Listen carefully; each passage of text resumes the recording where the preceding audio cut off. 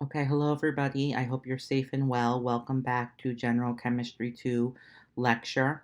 Today I'm going to be starting a brief mini series on pH of strong acids and bases, and the series will cover acids and bases. Just a fair warning that this topic is fairly long and you need to have strong algebra skills to be successful with this. So I'm a little bit concerned based on the first exam that some of you are lacking in the algebra department. So you really need to be comfortable with manipulating equations and using logarithms to be successful with acids and bases. So I'll be making a brief video each week. I'm going over the content that you need to know. Some weeks will be longer than others with acids and bases. This week is going to be fairly brief. However, make sure that you're reviewing the lecture notes and doing the homework before you watch these videos. So I suggest that you do that prior to watching the video. Then after you complete your homework, review the notes, and then watch this video, you should be set to do well and be successful on your lecture quiz. So the first question asks us to identify the Bronsted-Lowry acids and bases in the following reaction. Well, Bronsted-Lowry acids and bases go by a definition, and they said, these were two separate people that came together and they combined definitions, that acids donate protons, or in most cases in these types of acid-base reactions, hydrogen ions, and bases accept that hydrogen ion. So the difference between the acid and its conjugate base, as we call it, is one hydrogen ion. So in this first reaction, we can identify the acid on our reactant side as HOCl, right? That's our hypochlorous acid. And we can identify the C6H5NH2 as our base, just by the presence of NH2, as that is a weak base. But how do we tell whether OCl minus and this ion are acids or bases? Well, the OCl minus has lost a hydrogen ion, meaning that the HOCl has donated a hydrogen ion to the C6H5NH2, and that now has become C6H5NH3+. So the C6H5NH3+ is our conjugate acid, because the difference between the base and the conjugate acid is one proton. But the HOCl lost a proton, so its conjugate base would be OCl minus. The difference is one proton. So here is the first pair of conjugate acids and bases, and here is the second pair. The difference being one hydrogen ion, or one proton rather. The second question is really asking the same thing. It's a little bit more tricky because you have to be careful with water, because water's amphoteric, meaning it can be an acid or a base, so you have to look at the other reactant that it's with. In this case, you can see it's with HONH3, so that's clearly going to be a base. So in this case, we're going to tell that water's acting as our acid. Now, if we look on the other side, we have the hydronium ion, and that's accepted a proton. So the difference between the acid and the conjugate base is one proton. So the hydronium ion is our conjugate base. And the HONH2 has lost a hydrogen ion. It went from HONH3 plus to HONH2. It lost that hydrogen ion that the water accepted to become the hydronium ion. So this would be our conjugate acid. So once again, we are presented with the conjugate acid and base pair. So I'll just write this down. The difference between the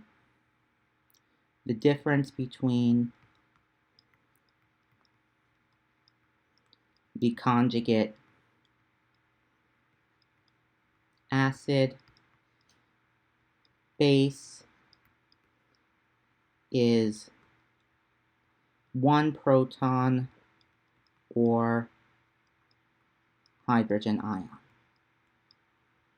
Okay, So another thing I do want to point out is that we're talking about strong acids and bases, meaning that when we're looking at them, they dissociate 100%. However, these two reactions, we're looking at reactions of a weak acid or a weak base. So we have that equilibrium symbol, but the calculations that we'll be doing here will not be an equilibrium reaction. We'll be going fully to product. It's not the acid or base will dissociate 100% because we're looking at the strong acids and bases. However, to look at the definition of an acid and a base, we need to look at this equilibrium concept. So moving along here, we see that our next question says that a solution has a hydroxide ion concentration of 3.4 times 10 to the negative fifth. Find the following for the solution. So this is a typical problem. It asks for the hydrogen ion concentration, the pOH, and the pH, and it asks whether the solution is acidic, basic, or neutral. So in order to do this, we need to understand a couple of relationships. The first relationship is that the pH of a solution equals the negative logarithm of the hydrogen ion concentration. The second relationship is that the pOH, the measure of the hydroxide ion concentration, equals the negative log of the hydroxide ion concentration. And the third relationship says that the pH plus the pOH equals 14. So on a pH scale, the lowest you can be is 0, the highest you can be is 14. So the pH and the pOH always have to equal 14. So given one of these things, we can find all of the others. So this is where your algebra has to come in. So in the example I gave you, it says that a solution has a hydroxide ion concentration of 3.4 times 10 to the negative fifth. So the logical thing to do here would be to find the pOH. So the pOH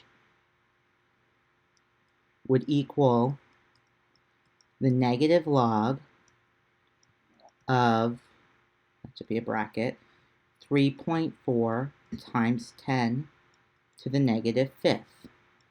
So the pOH in this case is going to equal 4.46 because the pOH is the negative log of the hydroxide ion concentration. So pOH is 4.46. From here I can find the pH because the pH, by doing some simple algebra manipulation, is going to be 14 minus the pOH. So that would be 14 minus 4.46. So the pH would equal 9.54. And that's going to go right here. Next, I'm going to go after the hydroxide ion concentration. Now, notice that the pH equals the negative log of the hydroxide ion concentration. So if I want to solve for the hydroxide ion concentration, I need to take the negative inverse of the logarithm, 10 to the negative x, or in this case, the x is the pH. So the hydrogen ion concentration is going to be 10 to the negative pH, negative 9.54. So the hydrogen ion concentration is going to equal, let's see here, 2.9 times 10 to the negative 10 molar. And that goes right here.